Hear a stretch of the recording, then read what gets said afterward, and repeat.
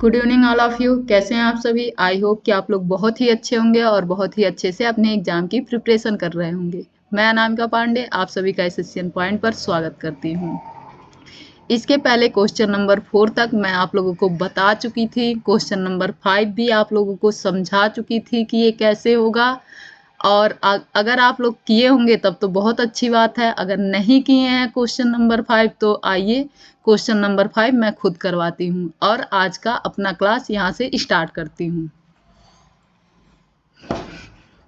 तो देखते हैं क्वेश्चन नंबर 5 में क्या कहा गया है। तो ये कहा गया है कि prove that the perpendicular at the point of contact to the tangent to a circle passes through the centre. सिद्ध कीजिए कि स्पर्श बिंदु से स्पर्श रेखा पर खींचा गया लंब वृत्त के केंद्र से होकर गुजरता है। क्वेश्चन क्या कहा है फिर से मैं समझाती हूँ और फिर से इस क्वेश्चन को बताती हूँ। क्वेश्चन में यही कहा गया है कि अगर कोई वृत्त है और उस वृत्त की स्पर्श रेखा है, ए बना हमारा वृत्त, इस वृत्त पर कोई स्पर्श रेखा हमारा ए बी है और इस पूरे वृत्त से किसी एक बिंदु से इस स्पर्श रेखा पर जो लाइन खींची जाती है वो क्या है? वो परपेंडिकुलर है। तो बताइए कि जो ये परपेंडिकुलर लाइन है वो कहाँ से होके गुजरेगी? सेंटर से होके गुजरेगी। कहाँ से होके गुजरेगी? सेंटर से होके गुजरेगी। यही इस क्वेश्चन में सिद्ध करने के लिए कहा गया है। बताया ये गया है कि कोई एक सर्कल है, सर्कल के किसी एक पॉइंट से स्पर्श रेखा पर खींचा गया लंब सेंटर से होके गुजरता है। यही क्वेश्चन में दिया गया है। क्या दिया गया है? कि कोई एक वृत्त है जिस वृत्त के किसी एक पॉइंट से स्पर्श रेखा पर खींचा गया लंब सेंटर से होके गुजरता है। तो हमें प्रूफ क्या करना है? हमें ये प्रूफ करना है कि जो हमारा एंगल ओ बी ए है, चलिए प्रूव करते हैं। पहले बताते हैं कि इसमें क्या क्या हम लोग लिख सकते हैं। तो हम लोग क्या लिख सकते हैं? एट फर्स्ट हम लोग यही लिख सकते हैं ना, a circle with centre O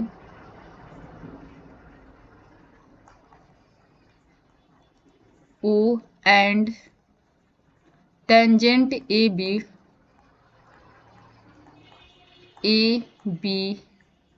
tangent AB has been drawn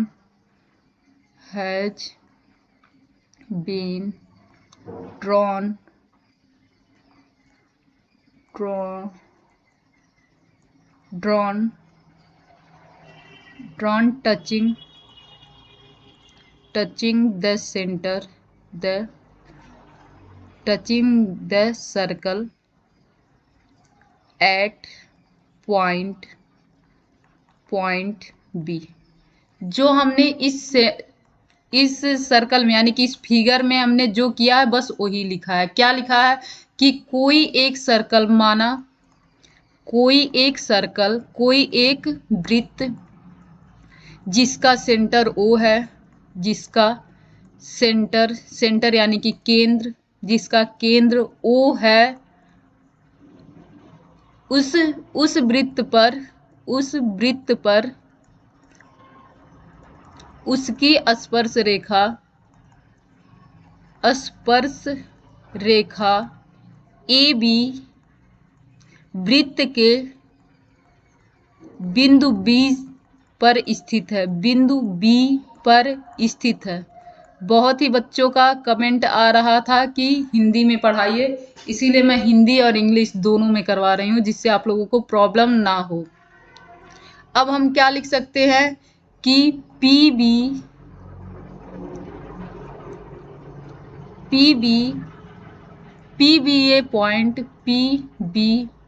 A point on circle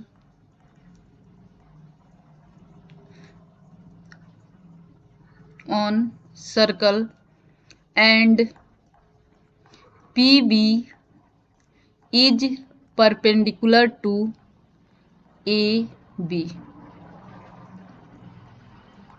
यहां भी यही लिख सकते हैं, P बिंदु, P सर्कल पर एक बिंदु है, वृत्त पर एक बिंदु है जो AB के परपेंडिकुलर है, AB पर लंब है, AB पर लंब है। इतना लिखने में बहुत टाइम लगता है, इसीलिए मैं आप लोगों से कह चुकी हूँ कि इतना आप लोग खुद लिख सकते हैं।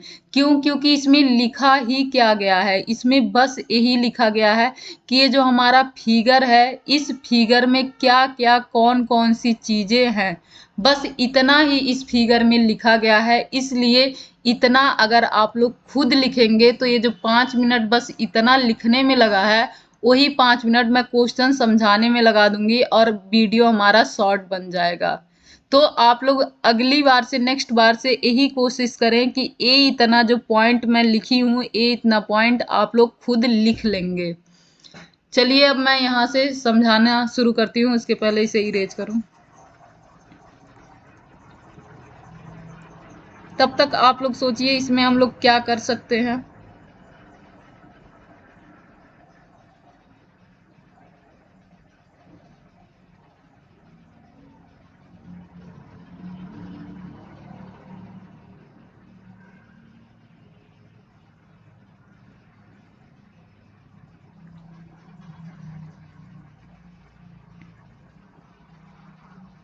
अगर हम लोग एंगल ओ बी ए, यानी कि ये जो बी एंगल है, उसे एंगल जो ओ बी ए जो पूरा एंगल बन रहा है, उसे अगर हम लोग एंगल पी ओ बी ए के बराबर प्रूव कर दें, तो हमें क्या पता चल जाएगा? हमें ये पता चल जाएगा कि जो हमारा O है, वो बिंदु किस पे है? P पर ही मौजूद है। क्यों? क्योंकि कभी भी दो लाइन तभी परपेंडिकुलर हो सकती हैं, जैसे दो कोण कब हो सकते हैं?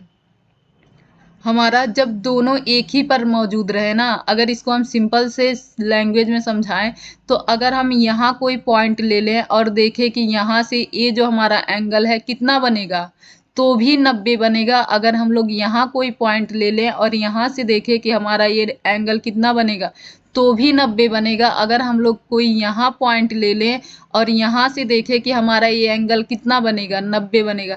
यानी कि हम क्या कह सकते हैं, जो हमारा पहला पॉइंट ए था, जो दूसरा पॉइंट बी था, तीसरा पॉइंट सी था और चौथा अगर कोई मान लें यहाँ डी है, तो हम कह सकते हैं कि इस ओ डी पर ही बिंदु ए, बिंदु बी और बिंदु सी क्या है?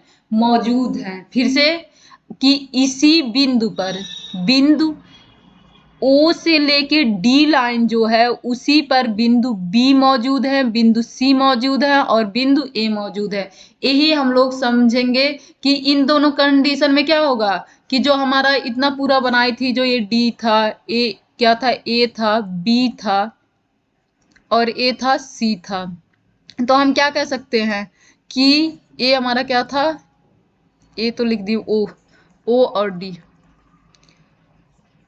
तो हम लोग क्या कह सकते हैं कि जो हमारा यहाँ का एंगल है, यहाँ के एंगल के बराबर है, यहाँ के एंगल के बराबर है, यहाँ के एंगल के बराबर है। यानी कि ये जो सारे बिंदु है कहाँ लाई कर रहे हैं? इसी सेंटर से लेके जो ये लाइन ड्रॉ की गई है, इसी लाइन पे बिलोंग कर रहे हैं। तो यहाँ भी हम लोग यही देखेंगे, क्या देखेंगे कि हम लोग प्रूफ क्या करेंगे कि हमारा एंगल ओ बी ए जो है, वही एंगल क्या हो जाएगा? Angle P O P B A हो जाएगा। और कभी भी किसी सेंटर पे अगर एक बिंदु देखा जाए, तो यहाँ पे क्या परपेंडिकुलर हो सकते हैं? किसी एक ही बिंदु से तो ये बिंदु परपेंडिकुलर हो सकता है। अगर हम कोई सर्कल बनाएं और सर्कल में थोड़ा सा और ध्यान से समझा जाए, तो अगर यहाँ कोई पॉइंट है, अगर कोई यहाँ पॉइंट है, तो ये पॉइंट किसके परपेंडिकुलर हो सकता है? जो केवल सीधा एक पॉइंट ऊपर मिलेगा उसी के तो परपेंडिकुलर एक पॉइंट हो सकता है। और हमें क्या दिखा देना है कि केवल एक ही एंगल सर्कल पे ऐसा ड्रा होगा उस पॉइंट से जिस पर ए क्या बनती हो, परपेंडिकुलर बनती हो।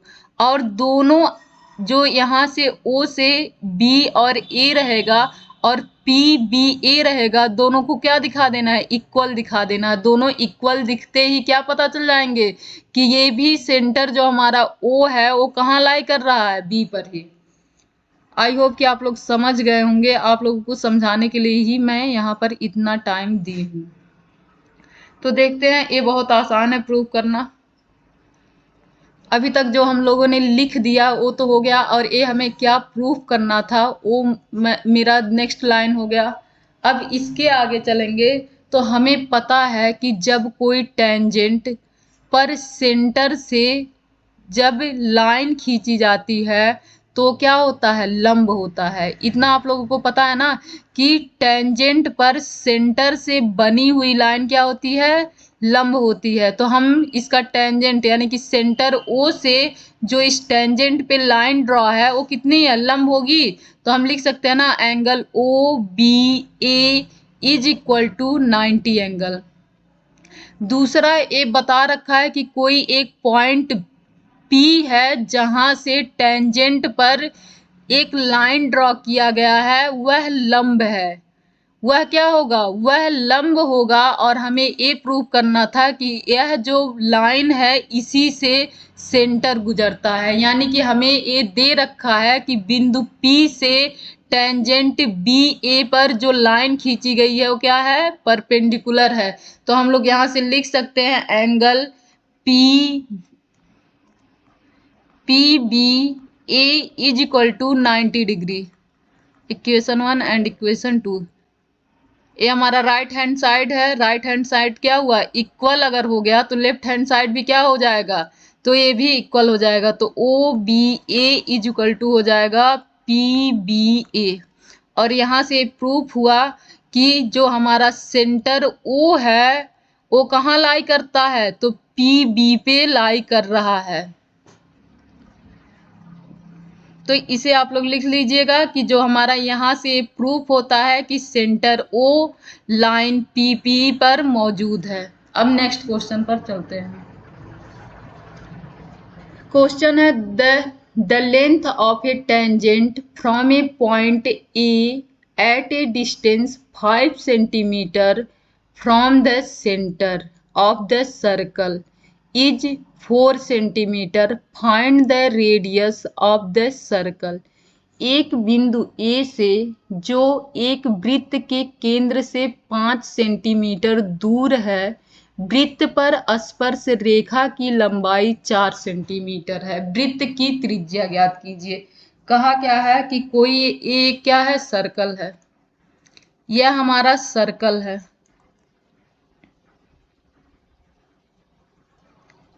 और इस सर्कल के बाहर कोई पॉइंट ए है।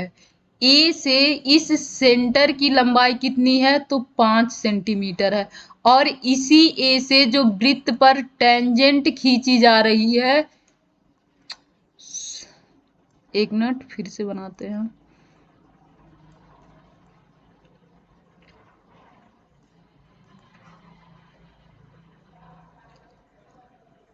और इसी पॉइंट ए से जब वृत्त पर टेंजेंट खींचा जाता है तो यह टेंजेंट कितने सेंटीमीटर का है, तो यह 4 सेंटीमीटर का है।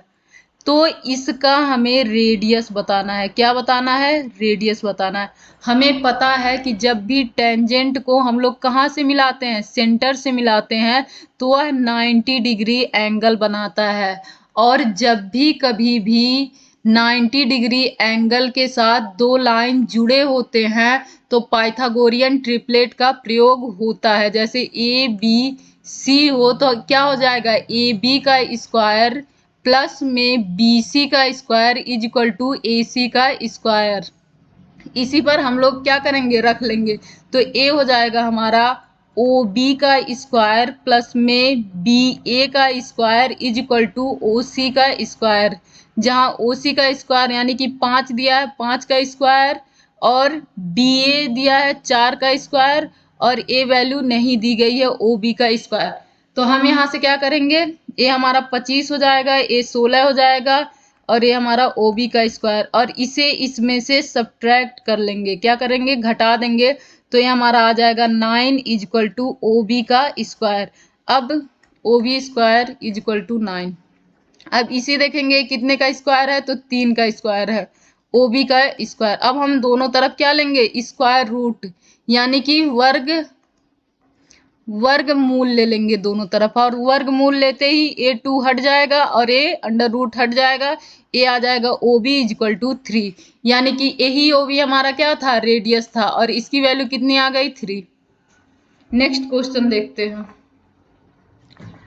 Two concentric circles are of radii 5 centimeter and 3 centimeter. Find the length of the chord of the larger circle which touches the smaller circle.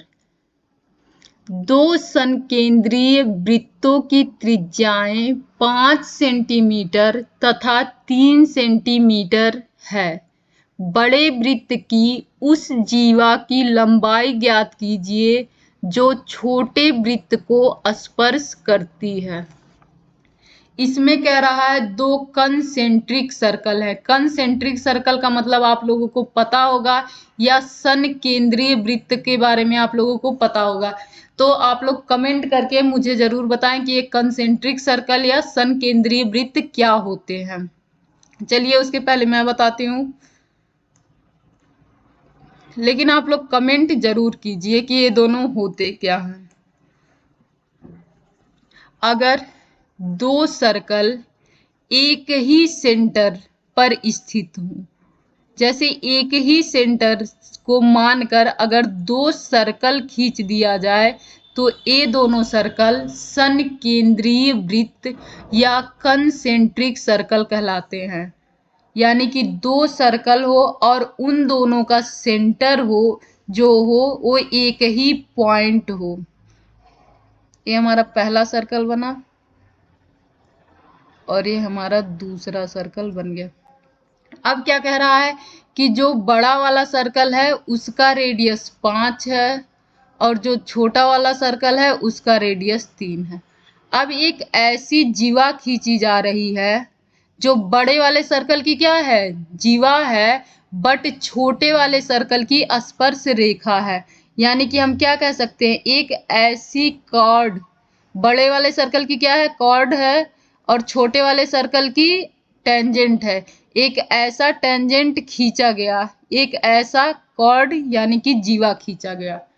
अब अगर देखा जाए तो ये जो लाइन मैं खींची हूँ ये बड़े वाले सर्कल के लिए क्या बना, बड़े वाले सर्कल के लिए कॉर्ड बन गया या जीवा बन गई, और छोटे वाले सर्कल के लिए क्या बन गया, तो ये टेंजेंट बन गया या स्पर्श रेखा बन गई।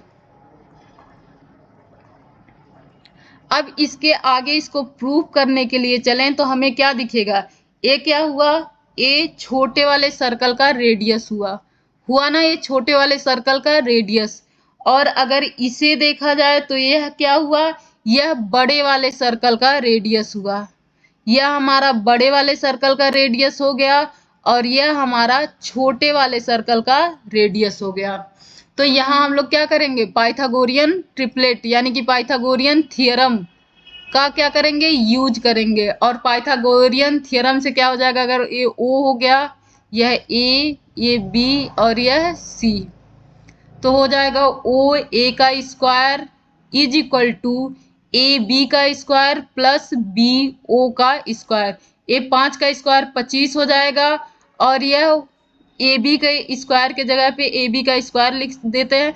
BO क्या है, 3 है, तो BO का स्क्वायर फिर से कितना हो जाएगा, 9, और यह इधर चल के आके सब्ट्रैक्ट हो जाएगा और यह बचेगा 16 इज इक्वल टू AB का स्क्वायर। फिर हम लोग ये देखेंगे किसका स्क्वायर है, तो यह 4 का स्क्वायर है, और फिर हम लोग क्या ले लेंगे, स्क्वायर रूट ले लेंगे, और हमारी AB की जो वैल्यू आएगी वो कितनी आ जाएगी, 4 आ जाएगी। अगर यह वैल्यू हमारी 4 है तो यह पूरी बड़ी जो जीवा है उसकी लंबाई कितनी हो जाएगी, तो यह भी 4 हो जाएगी, क्योंकि यही सेम पैटर्न यहाँ भी होगा। यह कितना हो जाएगा, 5 हो जाएगा, यह 3 हो जाएगा। तो यह लाइन जो हमारी क्या हो जाएगी, यहाँ का एंगल इसके बराबर हो जाएगा। क्यों बराबर होगा, क्योंकि आप लोगों को पता है जब कभी भी किसी ट्रायंगल में ये दोनों लाइन, ये दोनों साइड बराबर होती है तो वहां का एंगल भी क्या होता है, बराबर होगा। और यह एंगल हमारा 90 है ही, यह एंगल हमारा 90 हो जाएगा। तो ये दोनों जो ट्रायंगल, इधर का ट्रायंगल बना है और इधर का ट्रायंगल बना है, वो क्या कहलाएगा, एक दूसरे के कॉन्ग्रुएंट कहलाएगा। और जब कॉन्ग्रुएंट कहलाएगा तो यह वैल्यू अगर 4 है तो यह भी वैल्यू क्या हो जाएगी, 4 हो जाएगी। तो ये AC की लंबाई कितनी हो जाएगी, तो AC की लंबाई हमारी 8 आ जाएगी। नेक्स्ट क्वेश्चन पर चलते हैं। नेक्स्ट क्वेश्चन में कहा गया है कि a quadrilateral ABCD is drawn to sorry,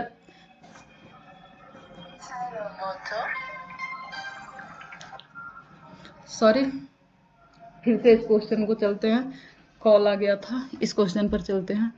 ये क्या है, a quadrilateral ABCD is drawn to circumscribe a circle, जो फिगर में दिया गया है, prove that AB plus CD is equal to AD plus BC। Hindi में लिखा है, एक वृत्त के परिगत एक चतुर्भुज है ABCD खींचा गया है, सिद्ध कीजिए कि AB प्लस में CD is equal to AD plus में BC। इसको हम लोग दो तरीके से प्रूव करेंगे। आइए पहला तरीका देखते हैं। सबसे पहले अगर इस वृत्त को देखा जाए, वृत्त के क्या है, परिगत है, यानी कि सर्कमस्क्राइब है। सर्कल के क्या है, सॉरी,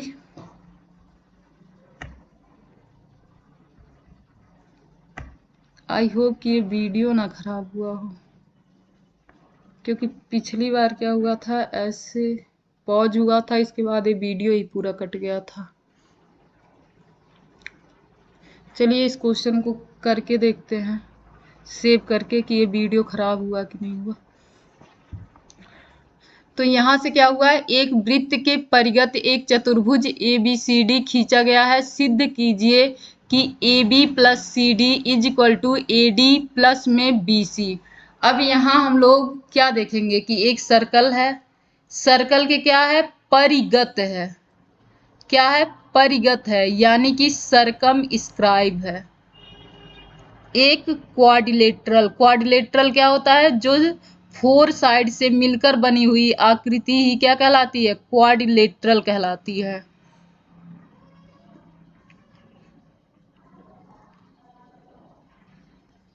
ये इतना छोटा सा बना है कि इसमें कुछ दिखेगा ही नहीं, उससे अच्छा यहाँ देखते हैं।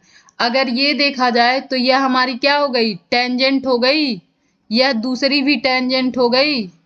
जो DR है वो पॉइंट D से वृत्त पर दो टेंजेंट हो गया।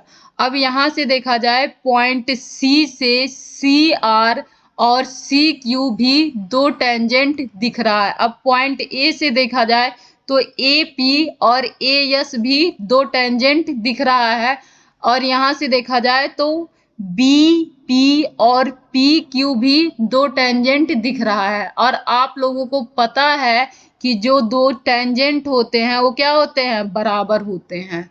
यानी कि आप लिख सकते हैं कि DR is equal to DS, लिख सकते हैं ना। उससे अच्छा यहाँ से चलते हैं नीचे से, यहाँ से हम लोग लिख सकते हैं AP is equal to AS। क्या लिखेंगे, AP is equal to AS। दूसरा हम क्या लिख सकते हैं, PB is equal to BQ, PB is equal to BQ। फिर तीसरा हम लोग लिख सकते हैं CR is equal to CQ। क्या लिखेंगे, CR is equal to CQ। फिर यहां से लिख सकते हैं DR R is equal to A D S. अब इसे देखा जाए तो क्या लिखा है, ए बी प्लस में C D is equal to A D plus में बी सी। अगर ए बी को देखा जाए तो ए बी क्या लिखा है, ए पी प्लस में पी बी। ए बी क्या है हमारा, ए पी प्लस में पी बी, यानी कि हम ए बी के जगह पे क्या लिख सकते हैं, ए पी प्लस में पी बी। और इसी के जगह पे अब हम लोग क्या लिखेंगे, ए पी प्लस में पी बी। ये हमारा ए बी का वैल्यू आ गया। दूसरा हम लोग चलते हैं सी डी। सी डी के जगह पे हम लोग क्या लिख सकते हैं, C D is equal to C R plus में आर डी। क्या, सी आर प्लस में R D, C R plus में आर डी। तो इसके जगह पे सी डी के जगह पे क्या लिख सकते हैं, सी आर प्लस में आर डी। अब यहां हम लोग आते हैं, ए पी किसके बराबर में है, ए एस के बराबर है ना। तो हम लोग ए पी के जगह पे क्या लिख सकते हैं, ए एस लिख सकते हैं ना। तो ये हमारा हो जाएगा ए एस प्लस में जो हमारा ये जो सी आर है, सी आर के जगह पे क्या लिख सकते हैं, डी एस लिख सकते हैं। तो सी आर के जगह पे हमारा हो जाएगा एस डी। फिर अगर हमें पीबी देखें तो पीबी के जगह पे हम लोग क्या लिख सकते हैं, बी क्यू लिख सकते हैं। पीबी के जगह पे बी क्यू लिख सकते हैं ना, तो यहां लिख देंगे बी क्यू। और आर डी के जगह पे हम लोग क्या लिख सकते हैं, यह हमारा है आर डी है। क्या था हमारा, यह आर डी था।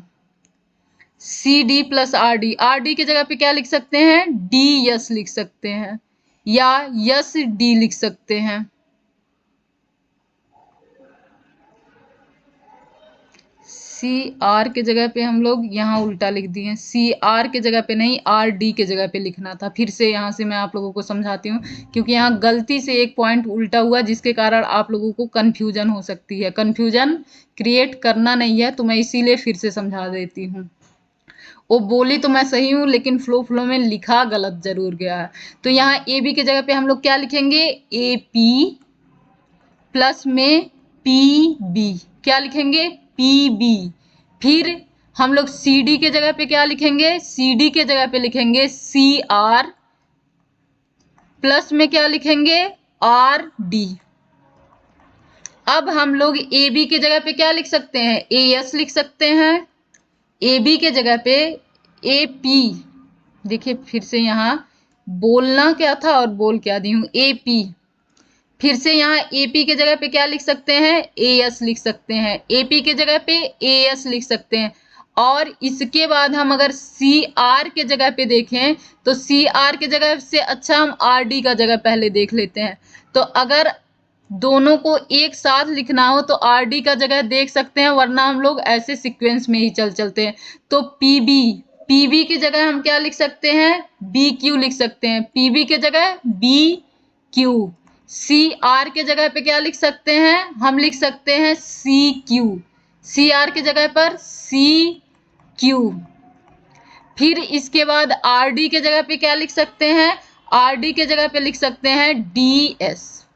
अब सबको सीक्वेंस में रखते हैं। ए क्या है, ए एस है। ए क्या है, यस डी है। तो ए एस प्लस में यस डी। फिर यहाँ पे अगर हम देखें तो ये क्या है, ए है बी क्यू प्लस में क्यू सी। अब A S plus S D, क्या, A S plus S D, इन दोनों को मिलाकर हम ए डी लिख सकते हैं।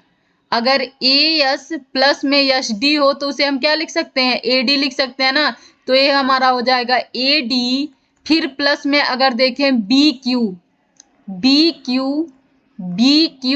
प्लस क्यू सी, इन दोनों को ऐड करके क्या लिख सकते हैं, बी सी लिख सकते हैं ना। तो ये हमारा हो जाएगा BC, यानी कि हम लेफ्ट हैंड साइड से शुरू किए थे, लेफ्ट हैंड साइड से शुरू किए थे और हमारा राइट हैंड साइड आ गया, यानी कि हम लोग लिख सकते हैं AB plus CD is equal to AD plus BC। यही हमें प्रूव करना था और ये प्रूव हो गया। देखते हैं ये वीडियो क्लियर है या पिछली बार की तरह खराब हो चुका है। इसके लिए इस वीडियो को यहीं पॉज करके ही देखना पड़ेगा। तो थैंक यू इस वीडियो को यहाँ तक देखने के लिए। जस्ट मैं इसके बाद नेक्स्ट वीडियो बना रही हूँ। वैसे तो मेरा मूड था कि पूरा मैं बना के ही ख़त्म करूँगी ये वीडियो, बट मुझे देखने के लिए बनाना पड़ेगा, नहीं तो क्या पता चला मैं आधे घंटे और मेहनत कर दी और बाद में मुझे वीडियो को कट ही करना पड़ा।